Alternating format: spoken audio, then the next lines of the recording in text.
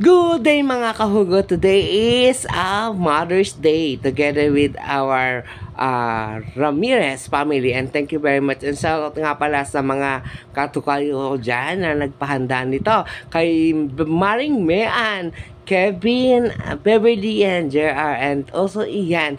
Thank you very much. Actually, ako lang yung napag-atasan para tayo ay mag-asikaso dito sa paghanda nito. And shoutout nga kay Utol Kevin and Mean.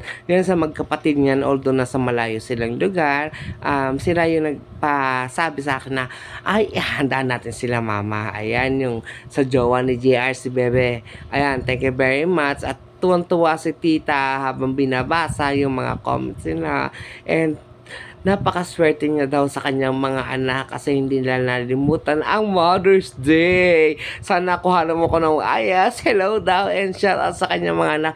Thank you very much. And actually, naiiyak siya that time kasi nga gustong-gusto niya talaga na kayong kasama. Kaya nga lang, napakalayo niya sa kasimean.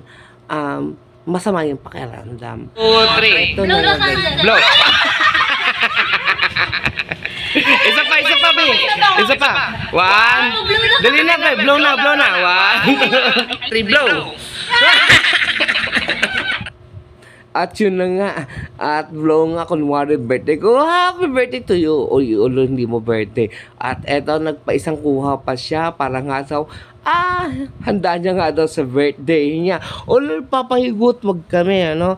At bulol na naman tayo kasi habang nagbo-voice over tayo, may nakatingin sa atin.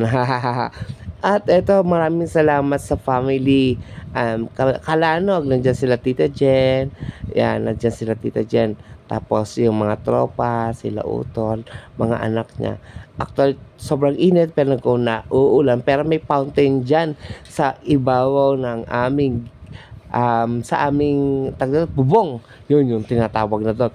And thank you very much. At asakta actually dito, meron kaming birthday celebration. Another day, another vlog.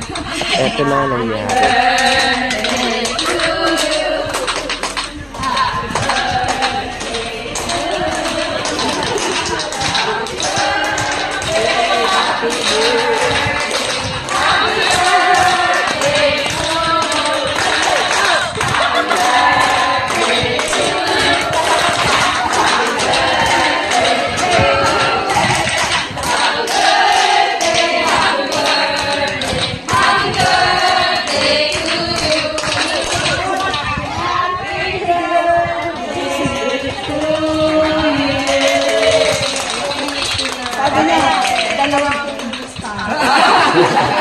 Thank you very much nga pala po sa ating sa Kalamam.